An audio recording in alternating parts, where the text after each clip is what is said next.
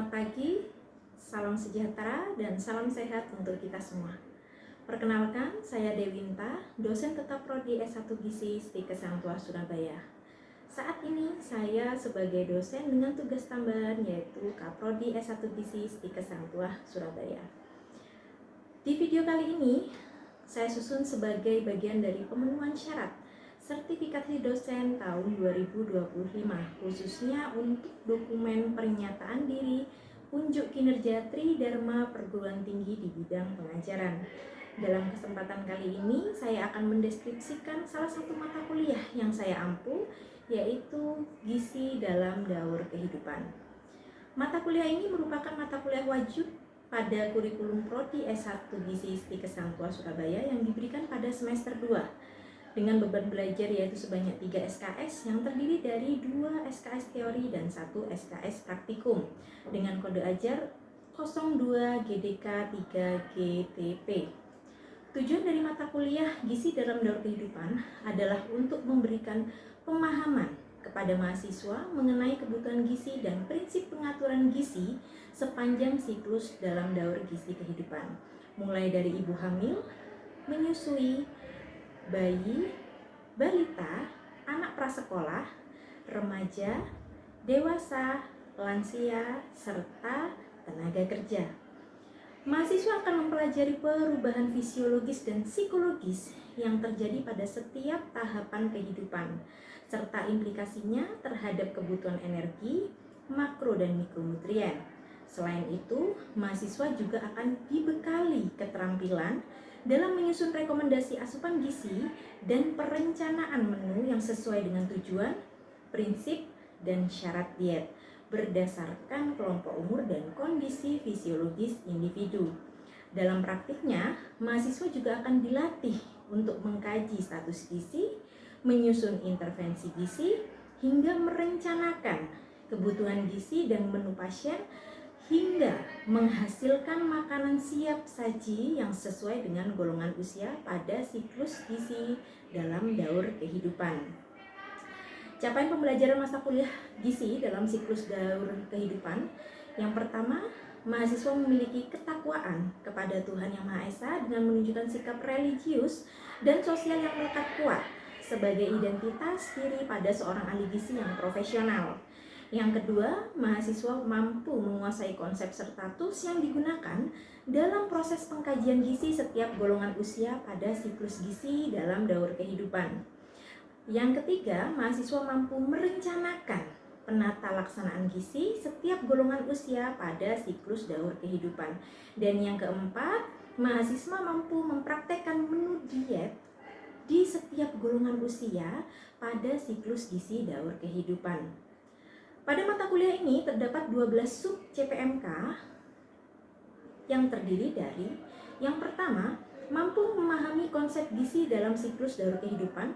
Yang kedua, menggunakan tools yang digunakan dalam proses pengkajian gizi pada siklus gizi dalam daur kehidupan. Yang ketiga, mampu merencanakan penata laksanaan gizi pada ibu hamil dengan menunjukkan kinerja mandiri bermutu dan terstruktur. Yang keempat, mampu merencanakan penata laksanaan gizi pada ibu menyusui dengan menunjukkan kinerja mandiri bermutu dan terstruktur.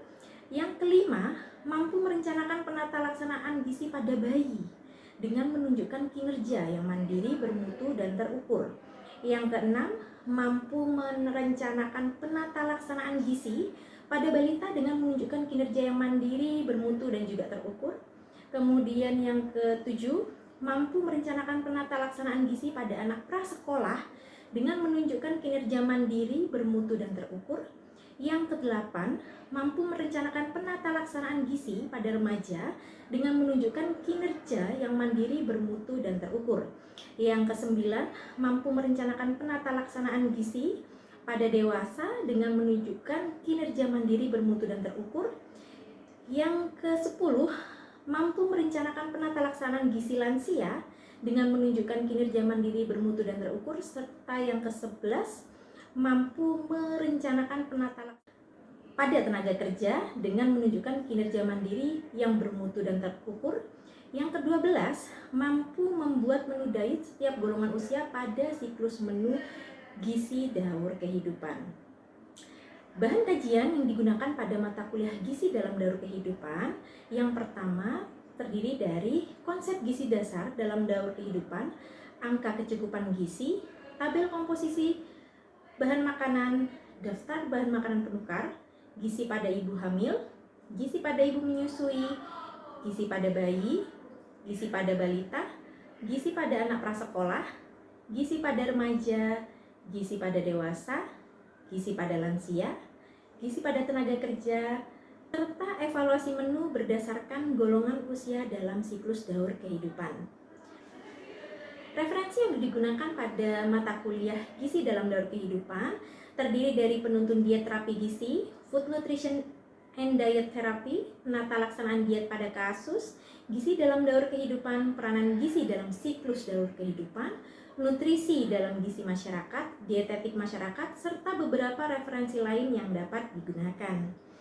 Sistem pembelajaran yang saya terapkan dalam mata kuliah gizi dalam daur kehidupan menggunakan pendekatan blended learning, yaitu perpaduan antara pembelajaran tatap muka, baik secara teori maupun praktikum, dan pembelajaran secara daring atau online. Dalam pelaksanaan daring, saya memanfaatkan learning management system seperti Google Classroom sebagai media diskusi interaktif, penyampaian materi, dan juga penugasan. Serta saya menggunakan Quizzes sebagai platform digital berbasis gamifikasi yang digunakan untuk membuat dan mengadakan kuis secara online dan interaktif. Model pembelajaran ini menempatkan mahasiswa sebagai student centered learning sehingga mereka didorong untuk aktif, berpartisipasi, dan terlibat secara penuh dalam proses pembelajaran. Untuk metode pengajaran, saya menggunakan beberapa pendekatan. Yang pertama, tatap muka di kelas sebagai media penyampaian dan penjelasan materi. Yang kedua, diskusi yang bertujuan mendorong mahasiswa agar mampu berpikir kritis dan bertukar pikiran terkait dengan kasus maupun materi. Yang ketiga, studi kasus atau case study yang berfungsi untuk melatih kemampuan analisis mahasiswa dalam memecahkan masalah, terutama masalah gizi dalam konteks penata laksanaan gizi sesuai dengan golongan usia pada siklus gizi daur kehidupan, termasuk perencanaan serta penyusunan menu. Yang keempat, praktikum untuk memberikan kesempatan kepada mahasiswa agar dapat mengaplikasikan materi secara langsung. Perangkat pembelajaran yang saya gunakan pada mata kuliah gizi dalam daur kehidupan yang terdiri dari dua jenis. Yang pertama, perangkat keras dan lunak. Perangkat keras terdiri dari modul praktikum dan juga lembar kerja. Perangkat lunak terdiri dari media presentasi berupa PowerPoint, video pembelajaran, maupun buku ajar non-cetak. Proses pembelajaran pada mata kuliah ini dilaksanakan selama 16 minggu yang terbagi menjadi 7 minggu pertama untuk perkuliahan, minggu ke-8 UTS, 7 minggu selanjutnya perkuliahan, serta minggu ke-16 adalah UAS. Evaluasi pembelajaran pada mata kuliah ini terdiri dari beberapa komponen. Yang pertama ada unjuk kerja atau praktikum sebesar 15% yaitu berbentuk laporan praktikum. Penugasan sebesar 40% yang terdiri dari 20% tugas mandiri dan 20% tugas kelompok. Yang ketiga UTS atau ujian tengah semester sebesar 15% yaitu dalam bentuk ujian tulis.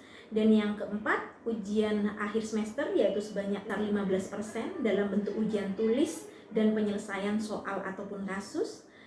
Dan yang kelima adalah penilaian soft skill sebesar 15% yang mencakup sikap, kehadiran, partisipasi mahasiswa selama perkuliahan. Demikian penjelasan mengenai mata kuliah gizi dalam daur kehidupan yang saya ampu di program studi S1 Gizi STIKes Sang Tua Surabaya. Selanjutnya, saya akan menampilkan video dokumentasi proses pembelajaran tatap muka di kelas dengan topik penata laksanaan gizi pada ibu hamil. Selamat menyaksikan.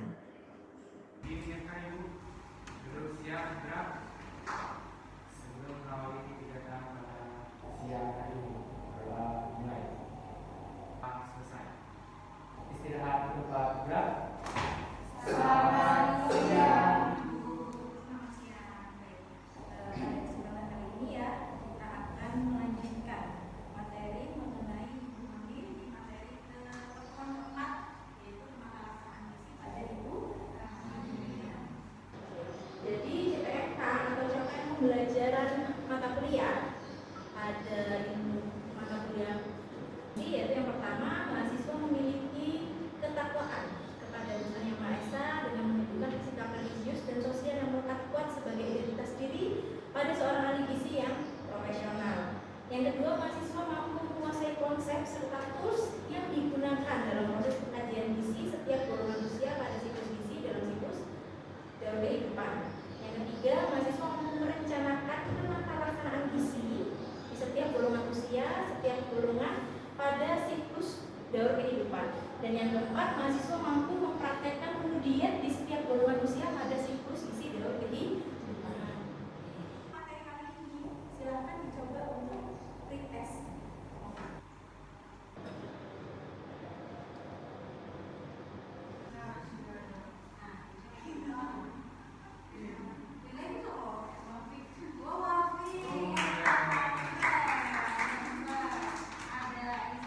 Kita sudah tes ya mengenai gizi pada ibu hamil. Sebelum di sini saya memulai untuk materi gizi pada ibu hamil.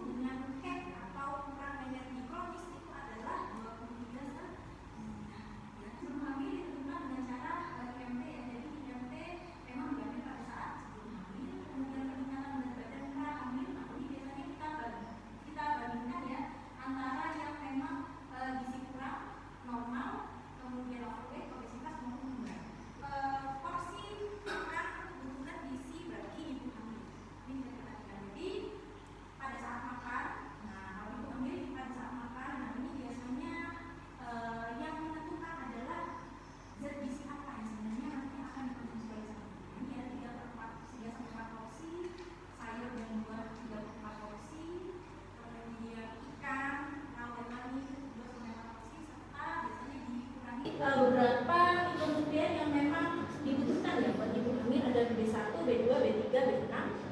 Ada folat, vitamin B12, vitamin C, vitamin A, D. Paling pengaruh zat gizi pada saat kehamilan.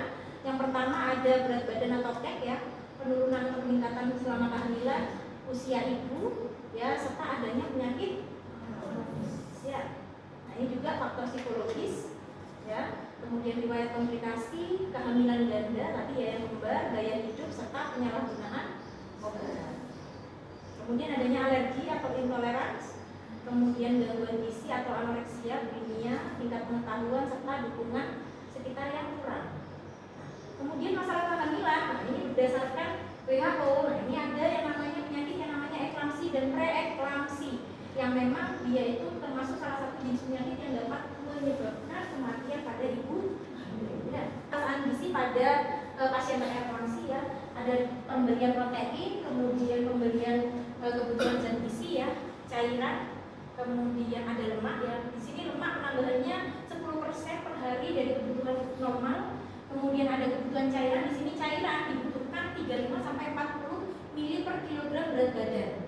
Nah, tapi apabila keadaannya oligonuria, nah ini biasanya cairannya itu malah dibatasi karena biasanya ini jenis diet dan indikasi ya. Jadi diet untuk di gizi sendiri itu ada diet preeklamsi 1, 2, dan 3. Kalau preeklamsi 1 ini biasanya diberikan diet yang memang orangnya itu dalam kondisi yang sangat lemah. Biasanya diberikan dalam bentuk cair ya, dalam bentuk susu ataupun sari buah. Biasanya diberikan 1 sampai 2 hari saja. Nah, anemia ini biasanya terkait dengan kadar hemoglobin. Kalau ada ibu hamil, kadar hemoglobinnya berapa? 11. Kemudian kan kalau berbeda, kalau semuanya kita ya, kalau kita wanita usia subur nggak hamil itu berapa? 12. Kenapa kok wanita hamil 11? Prinsipnya diet makanan gizi seimbang, perhitungannya sesuai dengan kebutuhan. Syarat dietnya energi ada kuat, protein diberikan tinggi, kemudian lemaknya cukup, karbohidrat cukup, serta tambahan vitamin ataupun mineral. Nah ini contoh siklus menu bagi ibu hamil ini selama 3 hari. Jadi kalau kita tahu ya, trimester pertama itu biasanya apa yang ibu hamil rasakan? Mual. Apa lagi? Pusing, muntah, sakit semua badannya. Ya. Nah, kira-kira kalau menurut teman-teman semua di sini, yang cocok makanan untuk ibu hamil yang TM1, trimester 1 yang mual, muntah, pusing, itu apa? Biskuit itu termasuk makanan apa? Makanan. Nah, dari tadi materi yang sudah saya sampaikan, apa ada yang ingin ditanyakan sebelumnya ya? Oke. Apa ada yang ingin ditanyakan?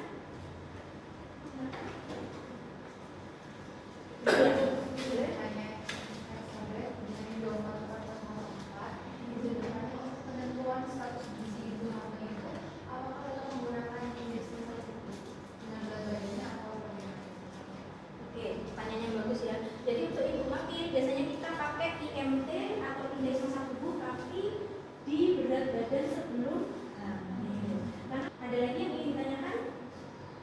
Ya, boleh silakan. Ternyata dalam saya itu yang ada di susu ibu. Bagus, butuh kalsium ya.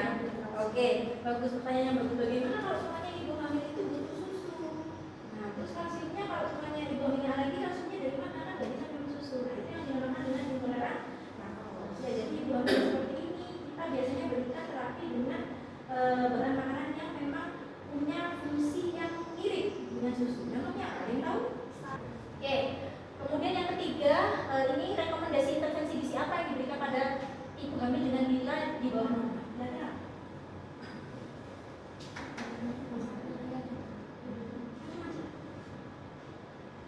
Ya, silakan. Nah, ini untuk summary-nya. Jadi terdapat peningkatan kebutuhan gizi makro dan mikro pada ibu hamil di trimester 1, 2, dan 3, terutama kebutuhan energi pada trimester 1 dengan penambahan sebesar 180 kilokalori dan pada semester 2 penambahan energi sebesar 300 kilokalori. Jadi untuk pustaka di sini terutama paket penyediaan Kemenkes ya, biasanya terkait dengan kecukupan gizi pada ibu hamil. Kemudian di sini juga ada buku, beberapa buku dari dosen di prodi gizi sendiri ya. Lanjut. Nah untuk materi, modul, dan pembagian kelompok, praktikum, serta kasus yang akan dipraktekkan, ini nantinya akan saya share di Google Classroom. Nah, ini kita lanjut ke post-test. Habis ini selesai.